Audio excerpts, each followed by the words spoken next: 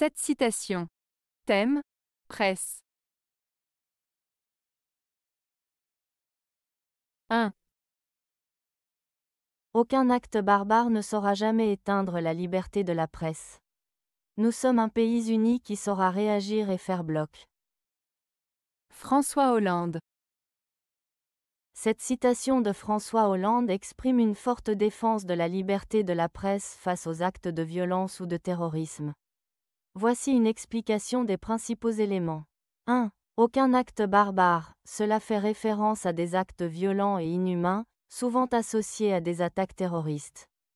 Hollande souligne que de tels actes ne doivent pas faire abandonner les valeurs fondamentales d'une société.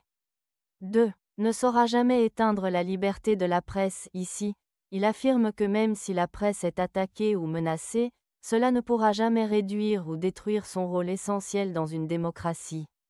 La liberté de la presse est un droit fondamental qui permet aux journalistes de s'exprimer librement et d'informer le public. 3. Nous sommes un pays uni. Cette phrase indique que, face à l'adversité, la population doit se rassembler. L'unité est présentée comme une force face aux menaces extérieures. 4. Qui saura réagir et faire bloc, cela signifie que le pays doit non seulement réagir à ces attaques, mais aussi se montrer solidaire et résistant. Faire bloc évoque l'idée de solidarité entre les citoyens, les institutions et les médias pour défendre la liberté et les valeurs démocratiques. En résumé, cette citation appelle à la résistance contre la violence et à la protection des valeurs démocratiques, en particulier la liberté de la presse, en soulignant l'importance de l'unité nationale face à l'adversité. 2. La presse est trop souvent un miroir faussé, où les événements et les hommes nous apparaissent déformés, grandis, rapetissés, suivant les cas. Marguerite Yourcenar. Marguerite Yourcenar évoque ici l'idée que les médias, en particulier la presse, ne reflètent pas toujours la réalité de manière fidèle. Quand elle parle de « miroir faussé », elle suggère que les informations présentées peuvent être déformées, ce qui signifie qu'elles peuvent être exagérées ou minimisées selon les choix des journalistes ou des médias. Par exemple, un événement peut être présenté de manière à sembler beaucoup plus important ou dramatique qu'il ne l'est réellement, ou au contraire, un événement significatif peut être ignoré ou traité avec peu d'importance. Cela peut influencer la perception du public sur des personnes ou des situations, rendant certains sujets plus en vue que d'autres. L'idée principale est que les lecteurs doivent être conscients de cette déformation et faire preuve de discernement lorsqu'ils consomment des informations, car la presse peut parfois manipuler la réalité plutôt que de la rapporter fidèlement. 3. La presse a succédé au catéchisme dans le gouvernement du monde. Après le pape, le papier. Victor Hugo. Cette citation de Victor Hugo souligne l'importance croissante de la presse et des médias dans la société, en particulier par rapport à la religion et à l'autorité traditionnelle. Voici une explication détaillée. 1. La presse et le catéchisme. Le catéchisme, qui est un ensemble d'enseignements religieux, jouait un rôle central dans la formation des croyances et des valeurs des individus, notamment au sein de l'Église catholique. Hugo suggère que la presse, en tant que moyen de communication et d'information, a pris la place du catéchisme dans l'influence qu'elle exerce sur les gens et sur la société. 2. Gouvernement du monde. En disant que la presse gouverne le monde, Hugo fait référence au pouvoir que les médias ont sur l'opinion publique, la culture et même la politique. Les journaux, les magazines et plus tard la télévision et Internet façonnent les idées et les comportements des gens, tout comme le faisait le catéchisme à son époque. 3. Après le pape, le papier. Ici, Hugo établit une comparaison entre le pape, qui était une figure d'autorité religieuse, et le papier, symbole de la presse écrite. Cela montre un changement dans les sources d'autorité.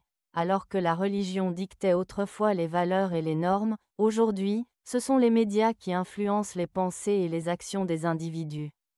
En résumé, Hugo met en lumière la transition d'une société où la religion dictait les croyances à une société où les médias jouent un rôle prépondérant dans la formation des opinions et des comportements. Cela souligne l'impact de l'information et des médias sur la société moderne. 4. La seule chose exacte dans un journal, c'est la date. Coluche. Cette phrase de Coluche souligne le scepticisme envers les informations présentées dans les journaux. En disant que « la seule chose exacte dans un journal, c'est la date », il suggère que tout le reste, c'est-à-dire les articles, les nouvelles et les opinions, peut être sujet à interprétation, exagération ou même désinformation. Cela implique que les journaux peuvent manipuler les faits ou présenter les événements de manière biaisée, rendant difficile pour le lecteur de discerner la vérité. En gros, Coluche invite à faire preuve de prudence et à ne pas prendre les informations pour argent comptant, mais plutôt à les questionner et à les vérifier. C'est une manière humoristique de rappeler l'importance de l'esprit critique face aux médias. 5. Il paraît que la presse a tué un ministre. Par rapport à ce qu'elle fait vivre, c'est pas très grave. Coluche. Cette citation de Coluche aborde le pouvoir et l'influence des médias, notamment la presse. Dans cette phrase, Coluche évoque une situation où un ministre aurait été « tué » par la presse, ce qui peut être interprété de plusieurs manières. Cela peut signifier que la presse a détruit la réputation ou la carrière d'un ministre par ses critiques ou ses révélations. La deuxième partie de la citation, par rapport à ce qu'elle fait vivre, c'est pas très grave, suggère que, même si la presse peut nuire à des individus, elle a aussi le pouvoir de faire briller ou de promouvoir d'autres personnes. Coluche met en lumière l'idée que la presse joue un rôle ambivalent, elle peut à la fois construire et détruire des carrières.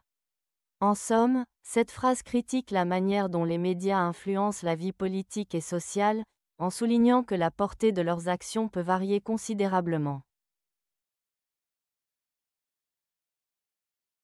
6. En lisant le journal, les gens croient apprendre ce qui se passe dans le monde.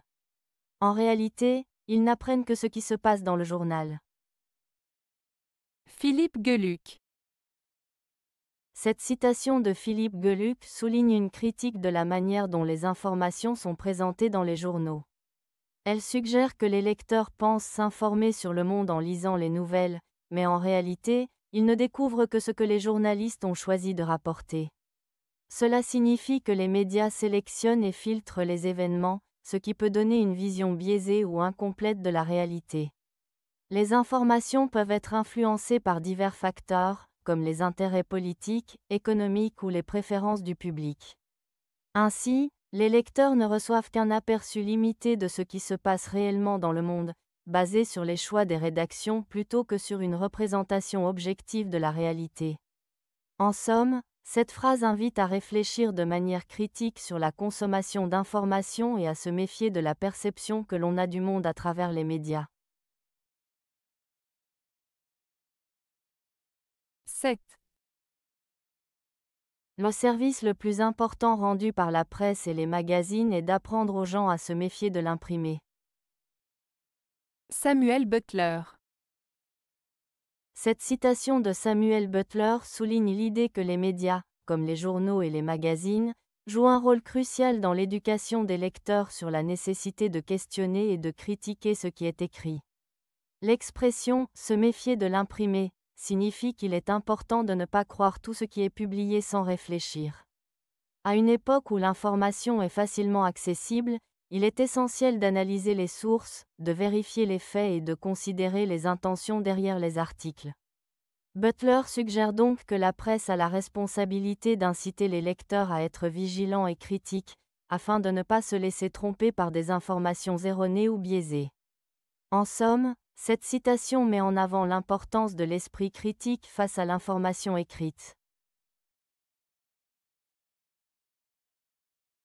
Avez-vous aimé la vidéo? Si oui, mettez un pouce vers le haut. Cela aidera la chaîne et aidera les autres à la trouver. Nous ajoutons plusieurs nouvelles vidéos quotidiennement. Abonnez-vous pour ne rien manquer.